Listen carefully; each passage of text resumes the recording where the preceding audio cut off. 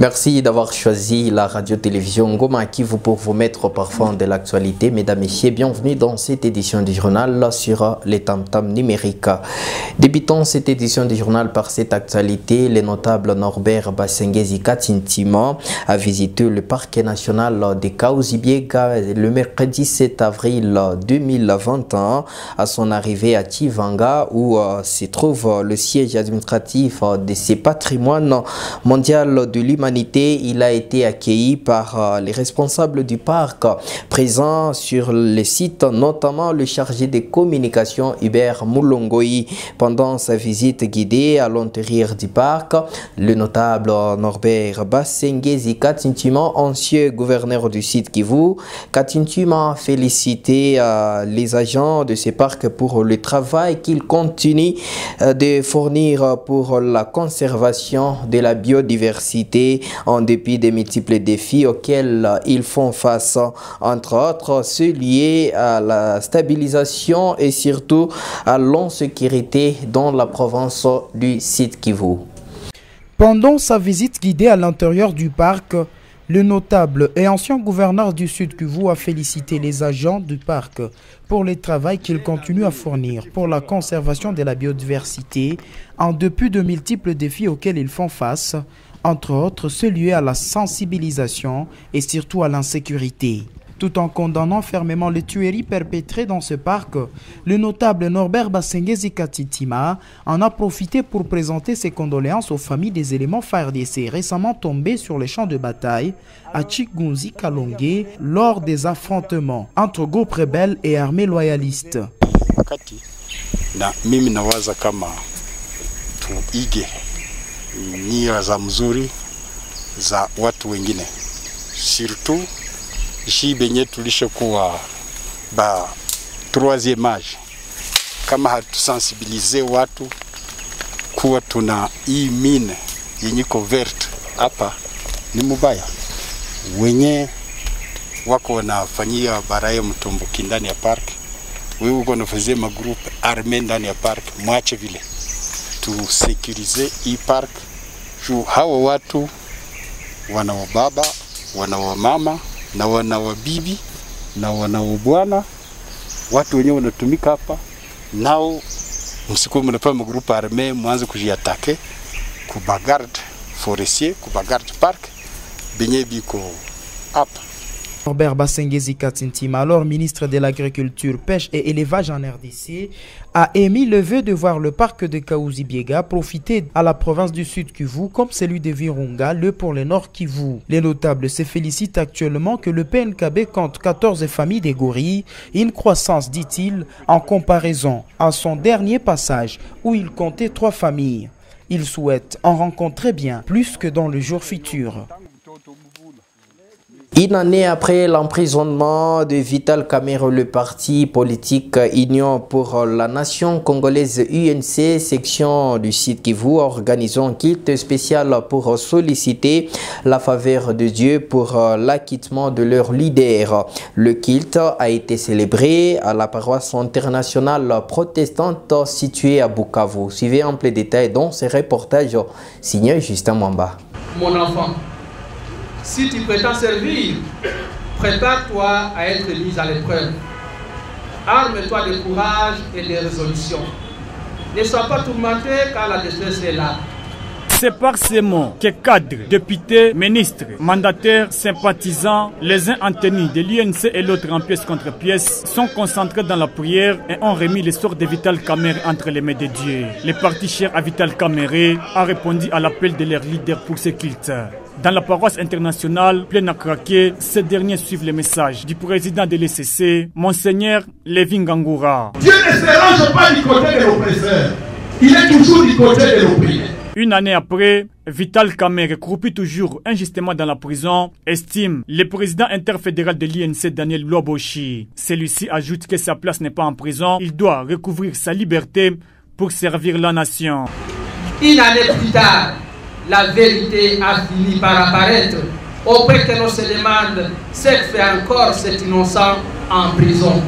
Le peuple congolais a enfin compris que son fils a été sacrifié par les ennemis de la République. Daniel Loaboshi ajoute qu'aujourd'hui, la vérité a été mise au clair et pour le cas de Vital Kamerhe, il s'agit d'un complot. Les fils de l'homme croupissent toujours en prison. Au finish, nous, INC, avons compris qu'il s'agit d'un complot monté, peut-être dans les officines étrangères, pour fragiliser l'unité nationale et ouvrir un boulevard aux artisans de la balkanisation. Mais cela ne passera pas par... Pour ce mois d'avril, l'INC annonce plusieurs autres actions pour revendiquer la libération de Vital Kamerhe. N'oublie pas que l'or est éprouvé au feu. Le député provincial Jérémy Bassimane appelle ses collègues calmes et sollicite de leur part un travail de nettoyer le règlement d'ordre antérieur pour dissiper tous les malentendus entre eux. Cet élu du territoire des Cabarets l'a dit dans un entretien accordé au reporter de la radio-télévision Goma à Kivu. Ce jeudi 8 avril 2020, pour le député provincial Jérémy Bassimane, le règlement d'ordre antérieur est plein de beaucoup d'irrégularités et en le tout, c'est en défaveur du peuple sud-kivusien. Le député Jérémy Bassimane est devant la caméra de la radio-télévision Goma à Kivu. Et voilà, ça a divisé les députés en 3 cas. Un cas qui est pour le départ du gouverneur, un cas qui est pour le départ du bureau et un autre cas qui est pour le départ et du bureau et du gouverneur. Voilà le problème. Et moi j'ai dit, cette guerre ne profite pas à la population. Parce que la population nous a mandaté, nous devons travailler pour les comptes de la population et non pour les comptes du gouverneur, mais encore pour les comptes du bureau. Est-ce que la population se retrouve dans toutes ces démarches?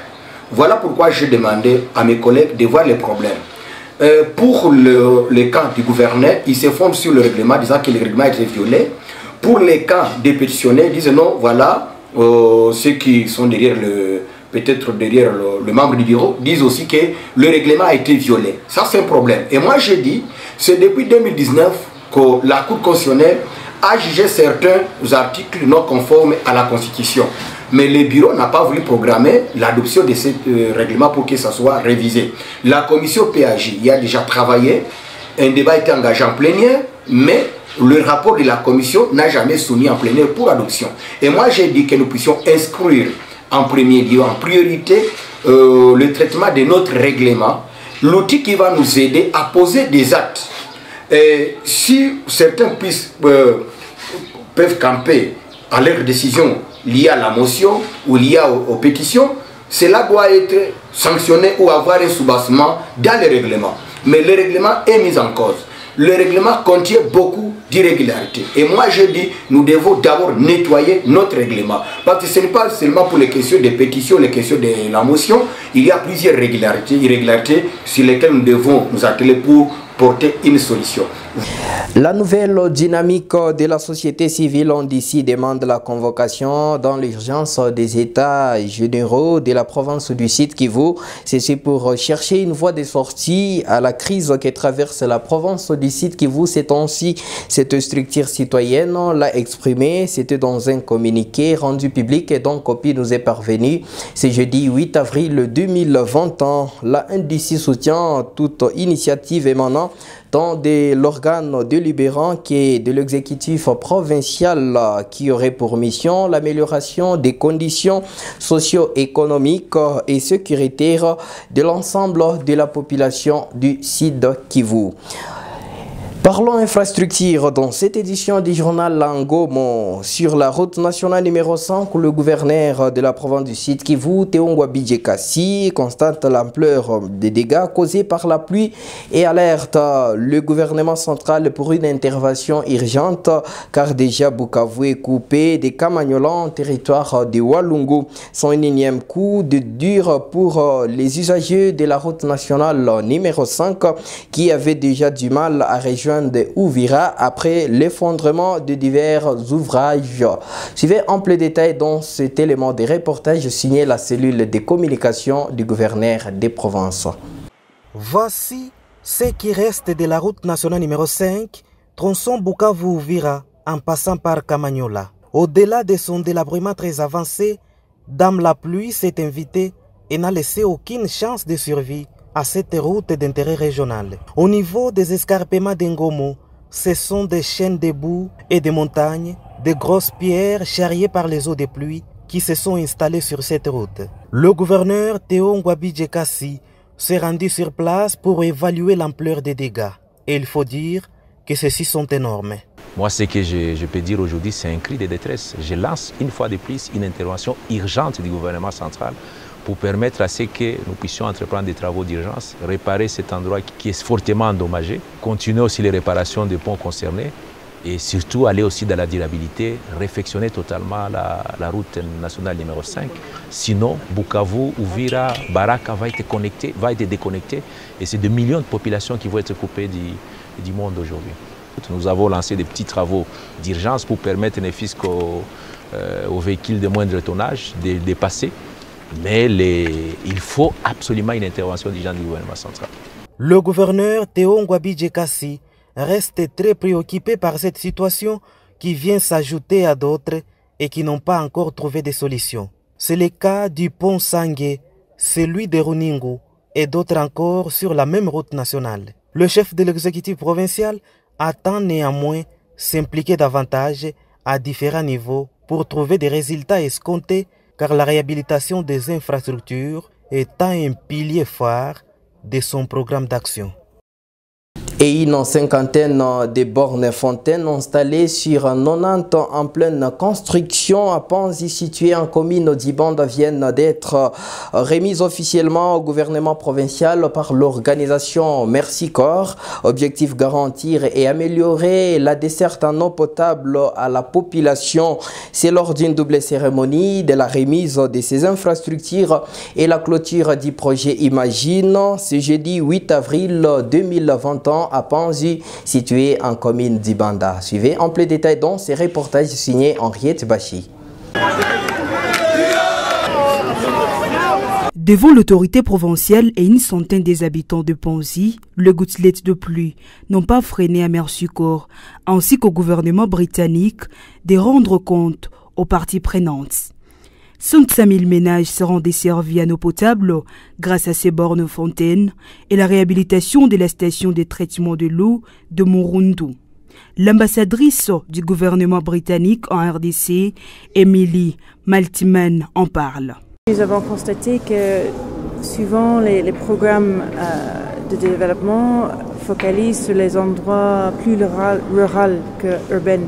Et en fait, de focaliser sur les citoyens des villes de Bukavu qui ont agrandi beaucoup dans les années récentes. C'était important de focaliser sur la qualité de vie des citoyens. Alors, c'est maintenant question pour les Congolais de décider comment vous voulez gérer l'infrastructure que nous avons donnée aux citoyens congolais. Sentiment de satisfaction aux bénéficiaires qui soulignent que ces infrastructures permettront de réduire les décès enregistrés suite aux maladies d'origine hydrique chez les enfants de moins de 5 ans. Et Mensimiré, chef de quartier Panzi, se réjouit de ces actions. J'ai vraiment un sentiment de satisfaction parce que ça faisait longtemps que nous on souffrait à cause de l'eau. Nous avons perdu nos enfants.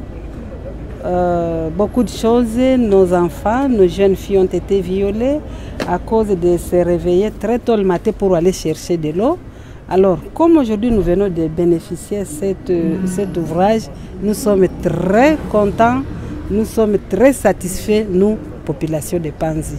Pour clôturer les projets Imagine, Merci Corps a souligné qu'une équipe sera mise en place pour détecter des anomalies et imperfections liées au bon fonctionnement des infrastructures jusqu'à 2022.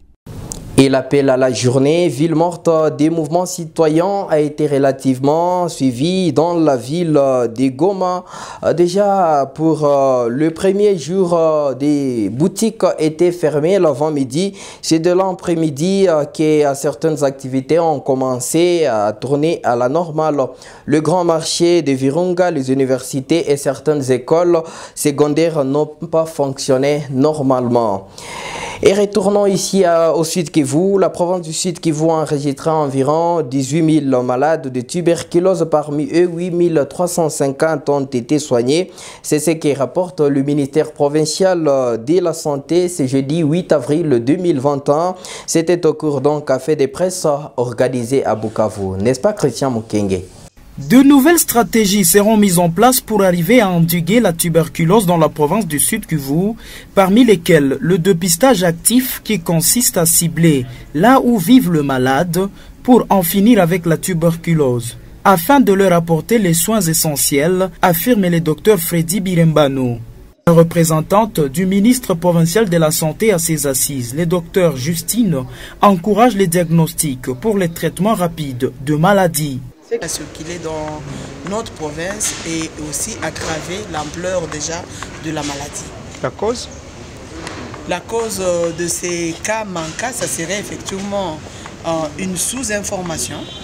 Il y a la sous-information, il y a les faibles mécanismes de détection mis en place, il y a la méconnaissance effectivement de la maladie par la population, raison pour laquelle nous invitons toute la communauté à s'approprier la lutte, c'est-à-dire commencer au niveau de la base, aller vers les cas spéciaux, les cas spécifiques, les cas cibles, notamment au niveau des carrés miniers, au niveau de cas qui tous doivent être orientés au niveau du centre de dépistage. Et une fois qu'il est positif, il doit être orienté au niveau des centres de traitement. Parce que le traitement d'abord, il est coûteux, mais il reste accessible et gratuit dans notre pays, en RDC. C'est-à-dire la tuberculose, c'est une maladie meurtrière, mais qui est curable et évitable. Moyennant tout ce que nous venons de dire comme stratégie, où il faut aussitôt, on est dépisté, aussitôt on se fait soigner, aussitôt on guérit. Parmi les 18 000 malades de tuberculose au Sud-Kivu, 8 350 personnes ont été soignées et guéries, 609 sont PVV, 27 cas sont multirésistants et plus de 9 000 hésitent encore à se faire dépister pour un traitement. Bouclons cette édition du journal par cette actualité sportive. En sport loisirs, c'est jeudi 8 avril 2021 au stade de la Concorde de Kadoutou. L'équipe de Chiriri Sport et Étoile dit qu'ils vont jouer un match amical retour. Score final 2-0 en faveur de l'équipe d'Étoile du Kivu. Compétition se poursuivra ce vendredi avec deux affiches au programme à 13h. Munyango Foot Academy recevra le FC Espoir de Walungu et 2 heures plus tard, soit à 15h, Tepeliangombe sera en face des Renaissances de Moulamba à Walungu. C'est pour le compte de la Coupe du Congo que s'inscrivent tous ces matchs. Mesdames et messieurs, on s'y prend fin cette édition du journal sur la radio-télévision Goma Kivu. Merci de nous avoir suivis. Au revoir.